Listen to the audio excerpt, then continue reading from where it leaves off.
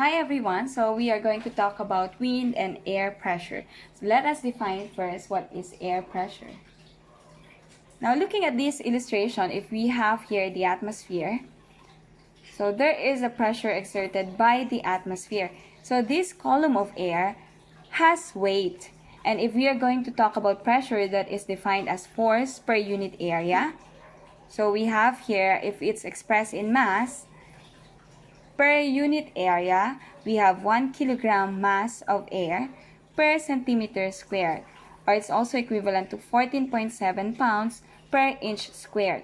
So that's the weight, or that's the mass of a column of air if you're going to consider an area of centimeter squared. Now, let's also define wind. Wind is a horizontal movement of air resulting from horizontal differences in atmospheric pressure. Now, in your physics, if there's a difference in atmospheric pressure or if there's a difference in pressure in an area, the air will be moving from high pressure area to lower pressure area.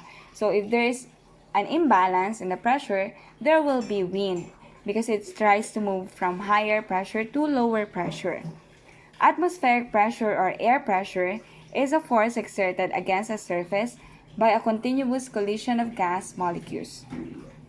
And it's also in different directions.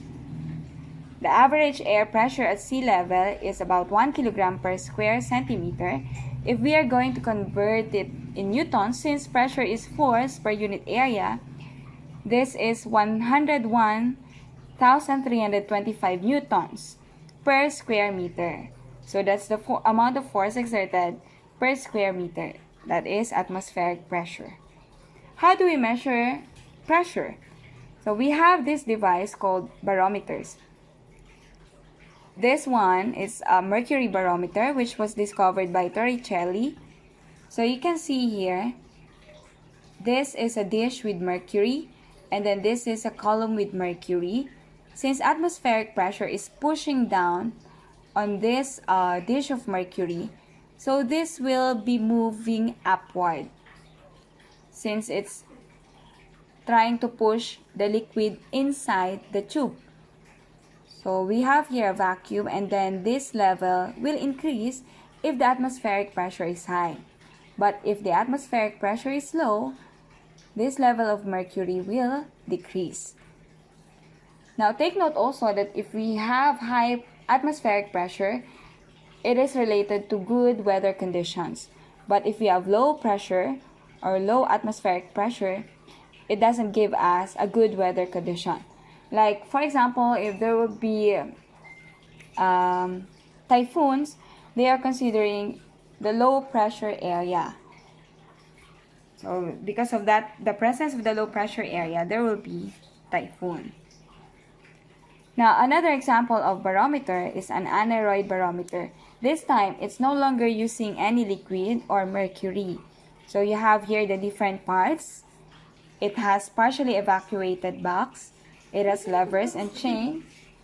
And then it has pointer to tell us about the pressure. So these are the indicators. We have storm, rain, fair, and set fair weather. Now, the metal spring here is very sensitive to pressure changes. So it can compress, it can also expand. So that will change the pointer's direction to give us the reading of the pressure. Now, air pressure is exerted in all directions, down, up, and sideways.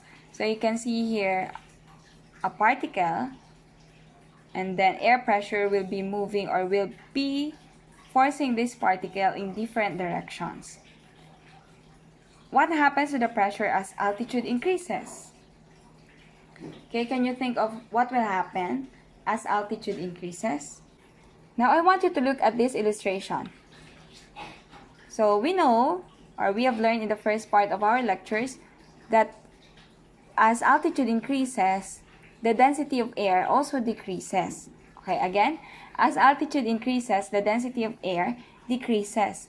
So if there is lower air molecules or lower number of air molecules at this altitude and there are higher number of molecules at this altitude, therefore pressure will decrease. Because at this area or at this volume, if there are more particles present, they will be colliding and colliding, so pressure is increased. But if you go to a higher altitude, wherein there are less or fewer air molecules can be found, so less collision, therefore that means it has less pressure or less atmospheric pressure. Okay? So to summarize that, we have air pressure decreases as we ascend in the atmosphere. It is again because of the relationship of density and air pressure. And there is a decrease in density as the altitude increases, therefore the pressure also decreases. That's why they have this term thin air for mountainous regions. So the higher the altitude, you have thin air. The decrease in pressure with altitude also affects the boiling temperature of water. If you are living in mountainous regions, you can easily boil water. You don't have to wait for 100 degrees Celsius so that you can boil the water, since the atmospheric pressure is less. Now let's talk about horizontal pressure. Although vertical pressure changes are important, meteorologists are more interested with horizontal pressure difference from place to place because that creates wind. Small differences in pressure at a particular area can actually be sufficient to generate violent winds. Now, can you recall what is temperature? Okay, temperature is related to the kinetic energy of the molecules. Cold air is composed of comparatively slow-moving gas molecules that are packed closely together. So if you have high temperature, the molecules are moving fast. But if you have cold temperature, the molecules are moving at a slow rate. Is cold air associated with high pressure or low pressure? What do you think?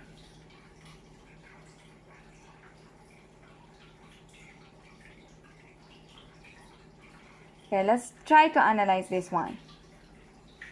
Cold air, they are more compact.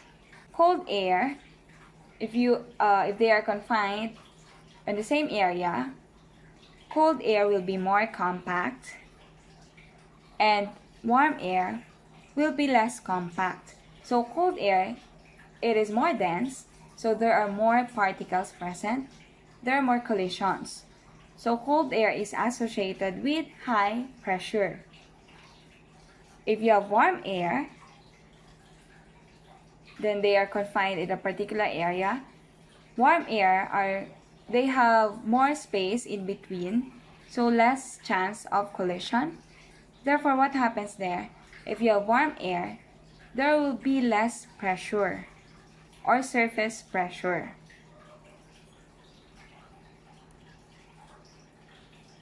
Column of air is associated with high surface pressure, and warm column of air is associated with low surface pressure. It has something to do with the distances between the molecules. But if you're going to look at this also, at a cold, dense air, if you move at a higher altitude, there will be less particles.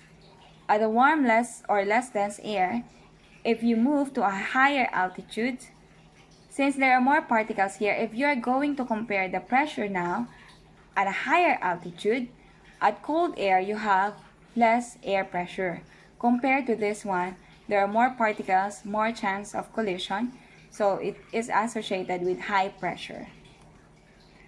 So take note of this. Air pressure drops more rapidly with altitude in a column of cold, dense air than in a column of warm, less dense air. So warm air aloft tends to exhibit higher pressure than cold air at the same altitude, provided it is at a higher altitude. So I'm not referring to the surface pressure. Now another factor which can affect pressure is water vapor. But how does water vapor affect pressure? Okay, I want you to look at this. If you have dry air, we have 1000 millibars. If you have moist air, you have 15 millibars. If you're going to compare dry air and moist air, you can see here that dry air has higher pressure. Why is that so? And moist air has lower pressure. Here, the reason behind this, if we are going to compare nitrogen and oxygen with water vapor, nitrogen and oxygen, they have greater molecular weights. So as water vapor or as water content of an air mass increases, the lighter water vapor displaces the nitrogen and oxygen. So that particular parcel of air will be lighter because the nitrogen and oxygen molecules, which are heavier, were displaced. So you can now see here that humid air is lighter or less dense than dry air. If humid air is less dense, that means it will have lower air pressure. Okay, again, let's repeat it. How does water vapor influence air pressure? The presence of water vapor will decrease air pressure. Why? Because that water vapor can displace or replace nitrogen and oxygen at a particular parcel of air. And nitrogen and oxygen are considered to be heavier, so they have higher density compared to water vapor. If you now have lighter or less dense dry air, so it will result to a lower air pressure. Because as we have mentioned, density of air is also related to the pressure. So take note again that cold, dry air produces higher surface pressure than warm, humid air. And warm, dry air exhibits higher pressure than an actually warm but humid air mass. Did you get it? Okay, so now let's talk about airflow and pressure. Now we are going to define divergence and convergence. So you can see here, convergence is the area wherein the air and they meet each other, so they converges, and then if here at this point they separate, so that is divergence. So here also at this point they meet, so they converge, and then as it ascends they diverge. In convergence, where there is a net flow or air into a region, air accumulates. Thus, air is squeezed into a smaller space, resulting to a more massive air column, which exerts more pressure. So in a convergent area, or in convergence, there will be higher pressure. In region of divergence, the surface pressure drops because there will be fewer net flow of air compared to convergence. The pressure at the surface will increase when there is a net convergence in a region and will decrease when there is a net divergence. So let us also define the following for pressure readings. Station pressure, that is the barometric reading corrected for temperature, gravity, and instrument error. For a sea level pressure, station pressure observations corrected for altitude. Then we also have this term isobar, or isobars, lines connecting points of equal pressure. Then we also have sea level pressure chart, a surface weather map. Now you can see here the correction, pressure reading correction for those which are at a higher altitude. So at this level, we have 840 millibar, but it has to be corrected because of its altitude. So the correction is 172 millibar. The value now is 1012 millibars. Since our topic is also involving wind, the following are the different factors affecting wind. We have pressure gradient force, Corioli effect, and friction. Now let's take a look at this pressure gradient force. So you can see here the isobars. So you can see here if they are, or there are more space in between that means that the pressure changes will be very gradual. But if you have here closely spaced isobars, so that means that there would be an abrupt change in the pressure at a particular area. So you can see here 1016, 1012, and then 1008 millibars. But for this one, we have 1004 to 1000. Okay. So you have here a weak pressure gradient, and then weak winds. And then you have here a steep pressure gradient. So it has strong winds. When air is subjected to higher pressure on one side and lower to another, there is a force directed it's always from higher pressure to lower pressure. The greater the differences in the pressure, the greater is the wind speed. Okay, again, isobars are used to show pressure measurements on surface weather maps. Now you can see here the difference in pressure is divided by the distance. So the closely spaced are the isobars, you will have faster wind. But if there are more space, you will have slow wind. And closely spaced isobars indicate a steep pressure gradient and strong winds. When we say steep pressure gradient tells us about the change in pressure. So if there's a steep pressure gradient, that means the pressure readings are very different from one another. So there would be a greater difference in pressure. But widely spaced isobars indicate weak pressure gradient and light winds. So that means the difference in pressure is not very high, unlike if you have steep pressure gradient. How temperature difference generates wind? So if you will recall if you can recall the land and sea breeze, temperature generates wind. So for example here, during daytime, the land can warm easily compared to water. So on top of the land area, we have warm air, and then warm air rises. Then since you have here colder air, cold air sinks. So this generates wind, since you now have a circulation of air. But during nighttime, you can see now, since water has higher specific heat capacity, so it can store energy for a longer period of time. So above the water surface, it's still warm. So warm air rises, and then cold air sinks. If warm air rises, cold air will move from the land to the water.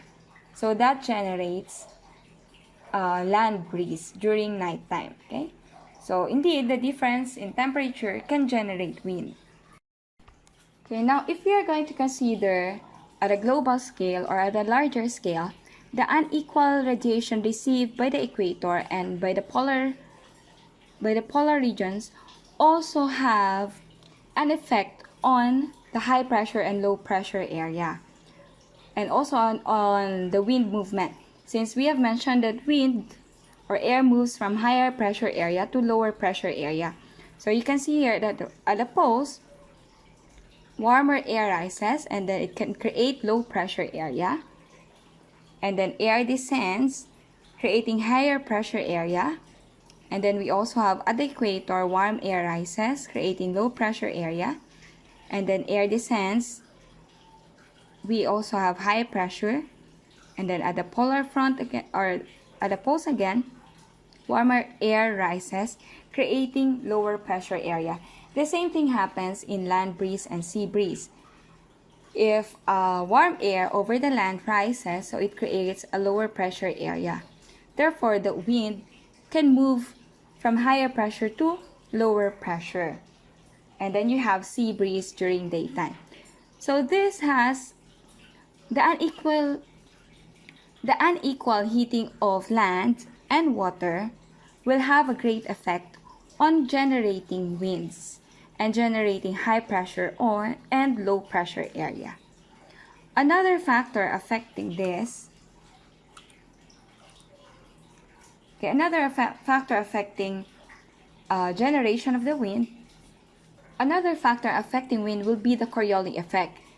Now we know that the Earth rotates, and because of its rotation, there's a change in the direction of air or wind.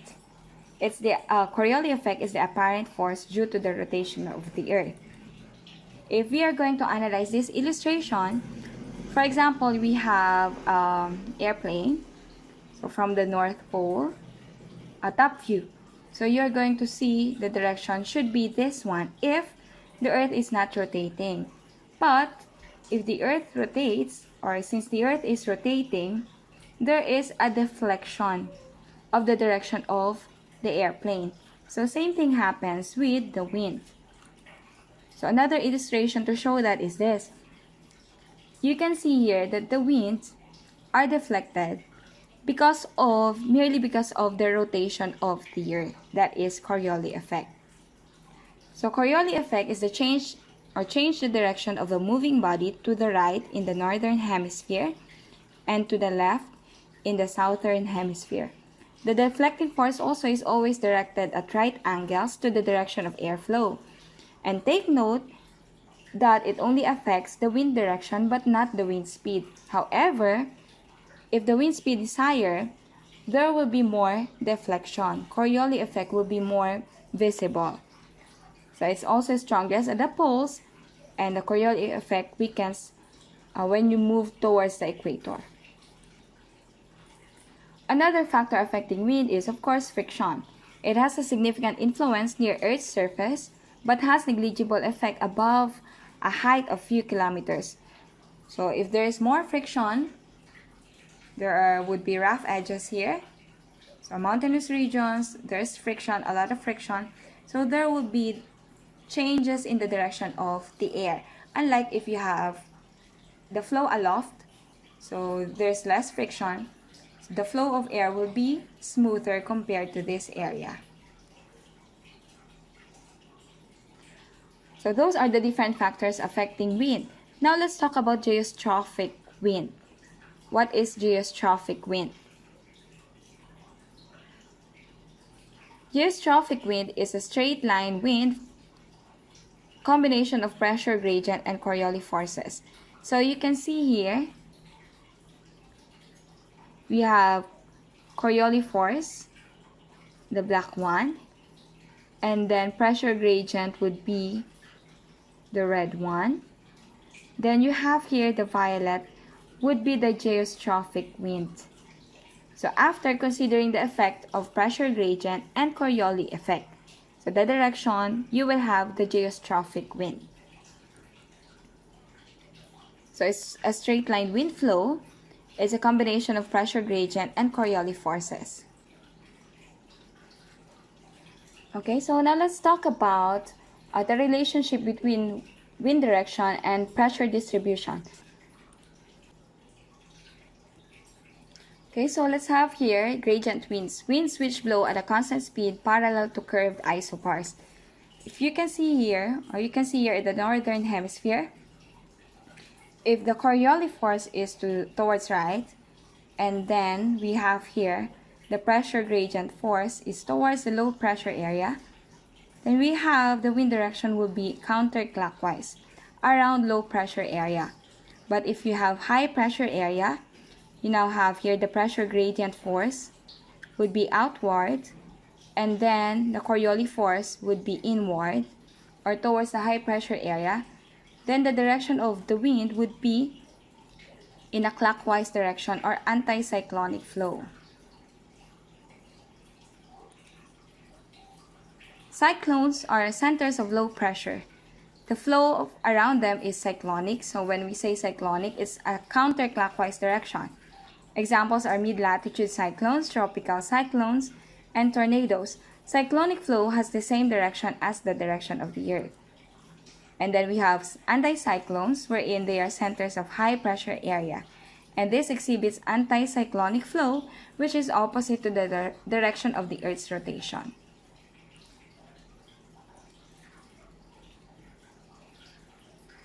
Whenever the flow is curved, a force has deflected the air or has changed its direction, even if there is no change in speed. Pressure gradient force must exceed the Coriolis force to overcome the air's tendency to continue moving in a straight line. So again, the pressure gradient force is responsible when it exceeds Coriolis force, then the air will not move in a straight line. And then there is also this centripetal acceleration, which is inward turning of air. In anticyclonic flow, the inward directed Coriolis force must balance the pressure gradient force as well as provide the inward acceleration needed to turn the air.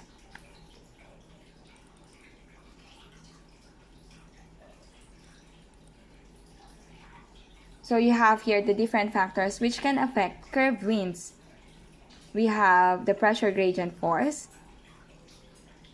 You have here the velocity, and then you have here the Coriolis force. If they are balanced, then you have the geostrophic wind. But if you have the centripetal force here, same as the direction of the Coriolis force, and then the pressure gradient force is higher than this force, Coriolis force, you have the cyclonic gradient, where in cyclonic gradient it's a counterclockwise direction. If you have here the pressure gradient force, the same as the direction of the centripetal force, but the Coriolis force is greater, then you now have here a higher pressure or a clockwise direction. So you have here anticyclonic or a clockwise direction of wind. Okay, let's now have surface winds. At the upper level where there is no friction, you have low pressure, and then you have here high pressure gradient.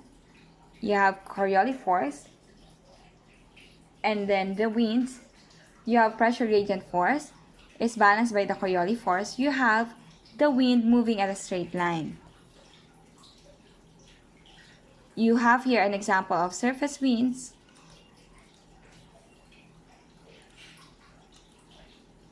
Then next you have here an example of surface wind in a smooth terrain. Coriolis force, yun black. And then there is the pressure gradient force. But there is also an effect of friction. Then you have a wind which is not straight or parallel with the isobars. For surface wind, if you have a rugged terrain, there would be higher amount of friction, so it can affect the velocity of the wind. Friction slows air movement. It also reduces the Coriolis force, since we have mentioned that the speed of the wind can have an impact on the effect of Coriolis force. So it's proportional to wind speed.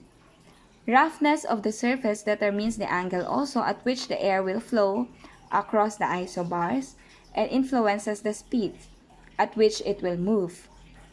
Over relatively smooth surface, air moves at an angle of 10 to 20 degrees to the isobars, but at speeds roughly 2/3 of geostrophic flow. When we say geostrophic, it's a straight movement of the air along with the isobars. Okay, in addition, over rugged terrain, where friction is high, the angle can be as great as 45 degrees from the isobars, with wind speeds reduced by as much as 50%. Then you have anticyclones and mid-latitude cyclones. So you have anticyclone, you have high pressure area moving in a clockwise direction, and then cyclones moving in the counterclockwise direction. In a cyclone in which the pressure decreases inward, friction causes a net flow towards the center. So the air will be moving towards the center. In an anticyclone, the pressure decreases outward and friction causes a net flow away from the center. Since we have mentioned that air will always move from higher pressure to lower pressure. Resultant winds blow into and counterclockwise about a cyclone, and outward and clockwise about an anticyclone. So I was able to explain this earlier. In southern hemisphere, however, the direction is reversed because the effect of Coriolis force will be reversed in the southern hemisphere. Friction also causes a net inflow or convergence around a cyclone and outflow or divergence around an anticyclone. So take note of that. We have convergence for cyclone and divergence for anticyclones. Okay, so let's talk about vertical airflow associated with cyclones and anticyclones. Let's have here first, why is it that low pressure is associated with bad weather conditions? So if you have here low pressure area, so that means air will move from higher pressure to lower pressure area.